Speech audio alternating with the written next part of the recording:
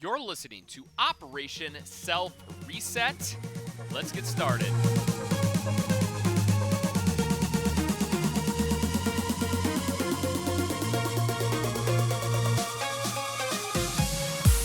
What is going on, you freaking awesome people? Welcome back to Operation Self Reset. Just a great intro. Some people are not fans of techno. Some people are not fans of the way the beat drops, as they say in the techno world. Techno is the type of music. I appreciate it. I like it. It gets me fired up. If your taste buds are a little bit different, I should say earbuds literally are a little different. To each their own, but I appreciate you guys for being a part of Operation Self Reset. The reason why I bring up the music is because truly music can alter the way that you feel. It can change your mood, it can change your outlook, it can change your gratitude, it can change literally your day or possibly your life. I mean, each moment is determined by factors that have already happened, and sometimes we're in a spot, we're in a live concert that just totally takes us to a new dimension, and we feel invigorated and capable moving forward, and that can literally change your life. And so it's not about music today, it's actually about how do you feel awesome when you don't feel like it. And it's about anxiety, stress, depression, all those kind of keywords that a lot of people talk about. It's in everything that you and I kind of surround ourselves with. We get bombarded with ads on TV, online. We know somebody going through depression. We know somebody that has anxiety. We know what it feels like to have those symptoms and signs in our own life because, let's be truthful, we're achievers. We're people that move forward. And when you move forward in life, you're going to come across a lot of not so sunny days. A lot of days that are going to be foggy, that are going to be drizzly, that are just going to be nasty. And those nasty days can really bump us in the wrong path. And so, what I'm trying to get through to you guys is not so much to give you the cure, but to identify that it's okay. It's okay to feel stressed. It's okay to feel depressed. It's okay to feel like you just can't do it anymore. It's okay to have the anxiety and all those craziness. It's okay. You're human. You're designed to have all these crazy different emotions, this gambit of emotions that are part of our world. And so it's one of those things that you need to understand and realize, well, I can either understand that this is a wave, that this is just a storm pushing through, or is this something that's going to stick around for a long time? Now, before we get into the content, I want to say that mental health is real. Mental health is truly can disable you, it can hurt you, it can hurt others. And the reason why I say this is because there are a lot of people out there that believe that mental illness is a made up thing. Mental illness that doesn't really exist. It exists in one person's mind, but it doesn't exist within the body. It's something that is created. Now, I don't know if you guys are very familiar with the placebo effect, but the placebo effect is basically giving somebody a pill that is not real, but yet they say it will cure X, Y, and Z ailments. And so that person takes that pill and they digest it, and over the course of the next couple days and weeks, they go, wow, I'm feeling a lot better. I don't have any aches and pains in my knees. Well, later on, they tell them, actually, you didn't take a pill for your knee pain. You actually took a sugar pill that basically dissolved into nothing, but yet you felt the benefits of thinking that your knee was fixed. Now, if you want to do your own research, the placebo effect is truly real. Like, there are countless, thousands of documentations from prestigious universities, from prestigious individuals from around the world that understand that the placebo effect is very true and it's very real. To give you one more example, they've had people come on in with torn ligaments in their knee. I guess I'm using the knee as an example, but we could use the shoulder. Torn ligaments in their shoulder. And they go, okay, you know what, we need to do orthoscopic surgery on you to repair the ligaments, so on and so forth. So they put the individual down, as in they, knock them out. They lay them on the surgery table, but instead of actually going in and repairing anything, they make a few incisions, a few cuts on the shoulder. They then wrap the shoulder up. They wake the patient up. the patient is stiff and groggly and all that stuff, and they give them a routine. Okay, you're going to go to physical therapy. Okay, if you have pain, take these pills and stuff like that, and we'll check back with you in a couple months. Well, the patient goes on its way. The patient feels that the shoulder has been fixed. The patient feels that the incisions are there. They look at themselves in the shower or in the mirror when they're taking a shower, and they go, yeah, they went in, they cut up my shoulder, they fixed it. They go to physical therapy. Physical therapy is working, it's improving. And lastly, then they go back to the doctor a few months later. They go, doc, whatever you did, it was amazing. I feel that my shoulder is tighter, it's more agile, it's able to do things X, Y, and Z that I wanted to do in my day-to-day life. Well, then the doctor tells them, you know what? Unfortunately, we never really went in and fixed anything. We made some incisions, and you're part of the placebo study, blah, blah, blah. And obviously, they were in shock. They were in awe, knowing that, wow, there was actually nothing done to my shoulder. The only thing that changed was my outlook on how my shoulder responded from before the surgery to after the surgery. Now, these are very loose documentation here. I'm not telling you anything that is super scientific. My jargon is off a little bit, but the idea is still there. The outcome is still there.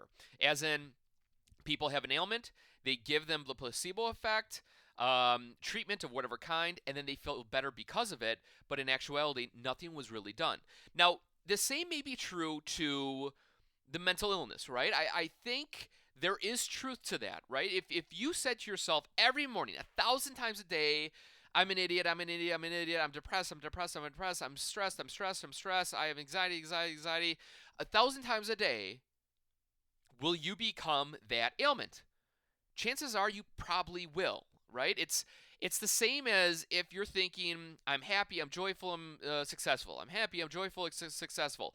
Will your outlook be a little bit different than if you said, I'm depressed, I have stress, I have anxiety, as if you were saying that on a regular basis, 365 days a year, multiple thousands of times a year, or 1,000 times a day? Chances are, yes. Now, it'd be easy for us arguing, no, I mean, even if I said I was depressed and stuff, I still wouldn't feel depressed. You would, because it's like watching a scary movie. Now, you may not be the type that really is scared of movies, but we all understand the classic signs of a scary movie, right? They got the music, they got the dark scenes, they got the slow-moving actors, it's real still and quiet. Regardless, there are still emotions that get brought up during a scary movie. Just like if you were to tell yourself, I'm stressed, I'm depressed, I have anxiety. Because when you say those words, you're picturing what those words feel like to you. Your type of feeling is going to be a little different than mine, but nonetheless, you're going to place those thoughts into your brain. Your brain is going to process them. Your brain is going to let your body feel them. Just like people that are getting tortured. Now, the reason why I bring this up, this is really odd that I thought of this, but they say that individuals that are trained to embrace torture obviously can succeed at it a lot longer than people that are not. Navy SEALs, for example, they go through a torture class. They torture the Navy SEALs to see how much they can handle. And also the benefit of doing that is that if they were actually captured and they were tortured, that they would be able to have a sound mind, to allow them to be quiet if it's a top secret mission or what have you. The same applies to understanding what it takes to get past the feelings of depression and anxiety. If you are trained and if you know that that you're in a low point, if you know that life is down on you, if you know that things are not going well, then you can train your mind to combat that. You can be like the kid in the Karate Kid movies that is there with a limped leg, and he's in the what is that last movement that he was in? It was like a crane, I think the kicking crane move, where he stood there with his arms up and he had his leg up and he kicked the guy right in the face and he won. The same applies to our life. If you know that you are going to be going through things, you can prepare yourself in that regard. Just like the individuals who always seem to be joyful and moving in the right direction. Why is it that they seem to be doing that? Well, it's because they're tricking their mind. They're thinking about it on a regular basis. Now, I apologize for my little segue of the journey that we're taking. But getting back to my theory of there is true mental health. I work for the fire department in a local community. Just like my community is the same as your community or as any community around the world. There are good people, there are bad people, there are people that are mentally stable, there are people that are not mentally stable, and I have come across people that are not mentally stable. Now, why are they not mentally stable? I don't know. Is it because they were born with it? Is it because they're addicted to some type of medication, drug, alcohol? Possibly. Is it because of the negative beating that they've taken their whole life that has led them to this position where they are right now? Possibly. I don't know their history, but all I know is I have seen and witnessed people that are acting out of their mind, that are not correct, quote unquote, stable. I see that. I know there is imbalance. Those individuals, you should, if that is you, seek assistance. Go find somebody. Get help. Get the medication to hopefully reprogram the mind a little bit. Now, I'm not a doctor, I'm not a physician. I don't know anything really about mental medication that can assist you in any ailment you have, so feel free not to email me. But with that being said, I understand that there are people that have true ailments and they need mental health. But for the average Joe, for the person that is trying to do their best in their life and they are down in their dumps and they don't want to seek assistance, they don't want to find help, they're trying to figure out how can I go about and how can I change my outlook on my life? Well, there's a couple of suggestions I have, and it's not so much a prescription as in what you should do, but it's an idea. It's a way to look at it from a different point of view to see if there's something that you can do easily, easier than setting up a doctor's appointment or easier than talking to somebody. I mean, if you feel like you are going to hurt yourself or whatever, obviously you need to seek a professional. But for the individual who is going through some type of roller coaster of emotion, you just can't get a handle on it, there's a few suggestions that I have for you. Number one, there's a thing called the 30-day challenge or 30-day fitness, 30-day health, or 30-day body. I don't know. Regardless, the theory is this. You don't need to read the book or be a part of the movement to get the value out of it. But the 30-day movement is this, or the 30-day whatever is this. If you feel that you're off, that things are not connecting for you, then maybe it's time to start removing things out of your life, your lifestyle, your diet for 30 days. That could be smoking, that could be drinking, that could be sugar, that could be caffeine, that could be popping Advil or a pain drug, or it could be even simpler than that, removing gluten from your diet, removing wheat, dairy, eggs, chocolate. I don't know. There are a billion different things that you and I put into our body on a regular basis. The whole point of this is to remove something from your body for 30 days and to kind of recap and analyze how you feel after that 30 days.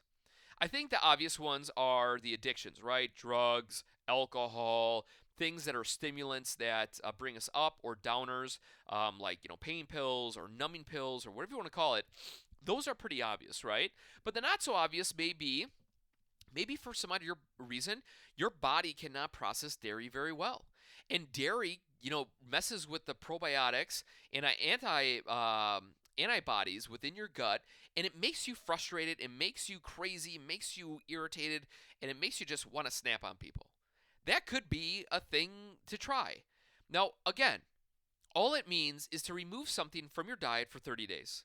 Now, to put this into action, I actually have removed something from my diet for 30 days.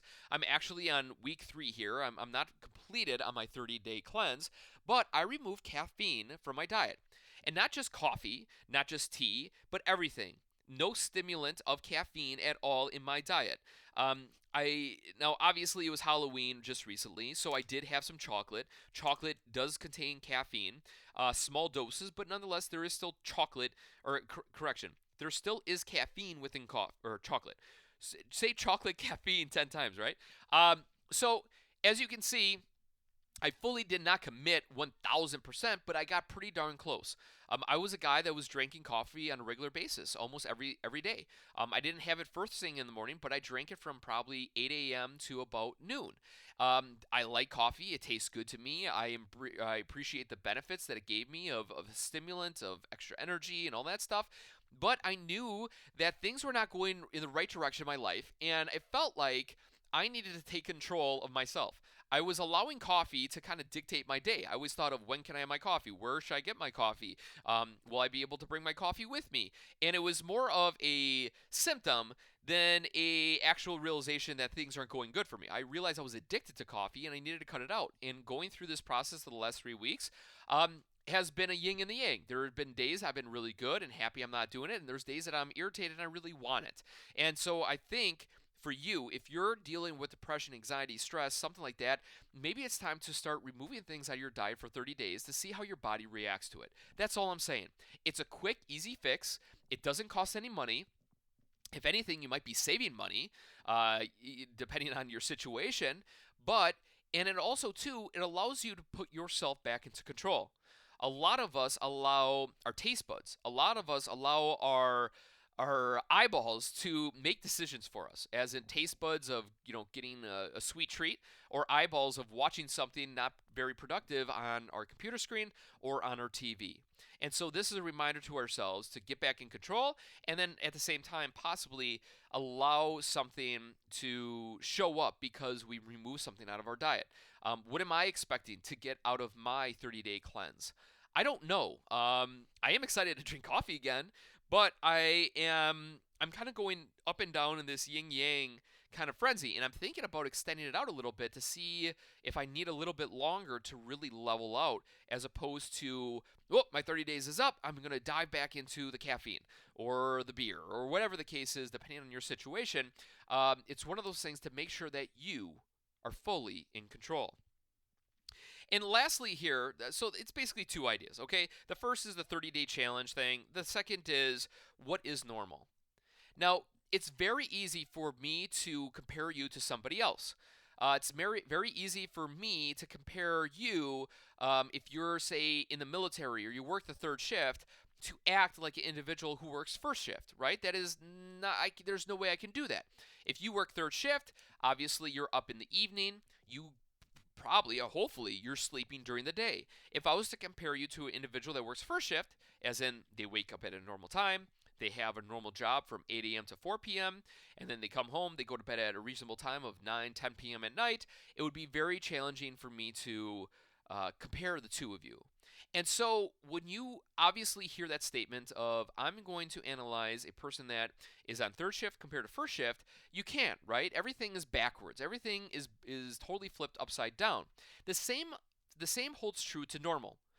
What is normal? What is the parameter of normal? In our day and age right now, we are trying to get a normal kind of standard across the board.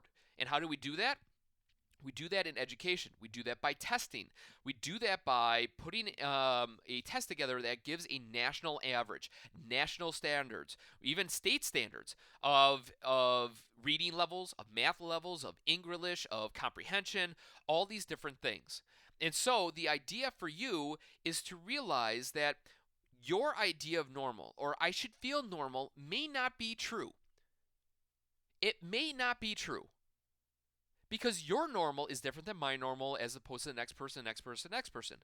And so what I want to remind you of is that the reason why you're here on this earth, the reason why you're listening to this podcast, is maybe this message right here. You are here for a reason. There is a purpose to your life. And even though you may not see the purpose, and even though you may be drifting through life, your normal, the way that you are built personally, is exactly what the world needs. Exactly, to the T, to the hair, to the tippy toes, to the top of your hair follicles on the top of your head. You are designed exactly the way that you need to be designed to be a part of this world. So your normal and my normal are going to be different, along with the other 5-7 billion people on this planet. Are you going to have same interests as others? Are you going to have the same, mental theory? Are you going to have the same political views? Are you going to have the same fitness of other people? Of course. That's what makes groups of people unique, and finding your tribe and feeling connected. Of course. But behind closed doors, the real person, the real you, is different than anybody else that is out here. And I hate to say this because this is more of a reminder to myself that we get wrapped up in what is normal. They look happy, they look joyful, they're successful. All these things that we put labels on everybody else. But when's the last time you put a good label on yourself to appreciate you, to love thyself, to love you for who you are, the way that you are built?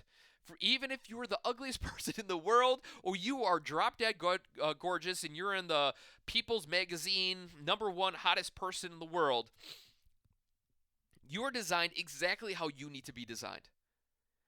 And so this is a rally call to both of us, to you and I, no matter where you are, driving, working out, cleaning up the house, or just sit in your office like I am recording this podcast. You are exactly the way that you need to be. And I appreciate that. And your quirks are going to be different than mine. And even in time, when you reflect on your life, your childhood is going to be different than when you're adolescence, the difference of when you're in high school to college, to your first job, to your fifth job, to your first boyfriend or girlfriend, to your 50th boyfriend or girlfriend. You are going to change. You are going to mutate. But never lose sight of who you are, the true essence of you, the true person that you are, inside and out. That's what makes this world unique. That's what makes watching TV and movies and reading books from different authors so unique, is that there's a variety of things. Because everybody's normal is different. Don't let other people dictate how you show up in the world, how you are in the world. If you want to be that silly, outgoing person, then embrace you and go for it. Stop being numb to who you are. Start being the true person that you are. We all have anxiety and stress and depression and all those other keywords inside of us. At any given time, they can come out. At any given time, they can be put in front of us. And you may be thinking, oh, no, you don't know what I've been through. Everybody has been through something. A divorce, a death, a job loss, issue, a failed test, a bad free throw shot. Everybody's different. It has different point of views on what their anxiety, depression, stress is. But again, that's where you need to stop comparing and start analyzing the real you. And for the people that do have true mental illness, go out there, seek assistance, seek help, get the right help that you personally need. Go talk to people. You don't want to talk to a doctor? Call one of those helplines. If you don't want to call a helpline, then reach out to people at your church. If you don't want to reach out to people at your church, then talk to your pet. And if you don't want to talk to your pet, then you got to talk to the trees and get out there in nature and reconnect, and maybe, just maybe, going down the chain here of command of who you can talk to, you will find somebody to talk to. And when you do finally talk to somebody, maybe that is the first step of you getting good help to assist you in your journey. And so I wish you well in this crazy world that we live in. I wish you well in what is possibly could be the best life that you've ever had. Because truly, unfortunately, this is the only life that we have, that we know of at least. I mean, there's no, some people say we get reincarnated and come back to life, but who knows for sure. You just can embrace what you have right here, right now. So with that being said, join me in something that we haven't done in a long time, and that's screaming, I'm freaking awesome at the top of our lungs. And I think this time we really need to embrace it. And if this is your first time listening, screaming I'm freaking awesome is more of an anthem to thyself, is to do something, to get comfortable with the uncomfortable, is to do something that you would never usually do. A lot of podcasts give you great information and, eat this and do that. Yeah, but when was the last time you would identify the true you? And that's what I'd like to do with you guys here. Like I said, this benefits me as much as it benefits you. And I don't care if you're driving, if you're flying, you're in your classroom right now at a study hall. Scream externally or internally that I'm freaking awesome, because gosh darn it, you really are. And we need a little bit more of this in our world. So if you wouldn't mind, if you can, stand up straight, shoulders back, chest out, arms overhead. This is the power position. Power position has related to great things that happen chemical and neurological within the body. And once you do that, great things can happen. So here we go on the count of 3. 1, 2, 3. I'm freaking awesome! Woo! Yeah! Man, does that feel good? That was a little more intense than I was expecting, but man, woo! Thank you for being part of that. I appreciate you guys full-heartedly. If there's anything I can do for you guys, send me an email, jake@operationselfreset.com.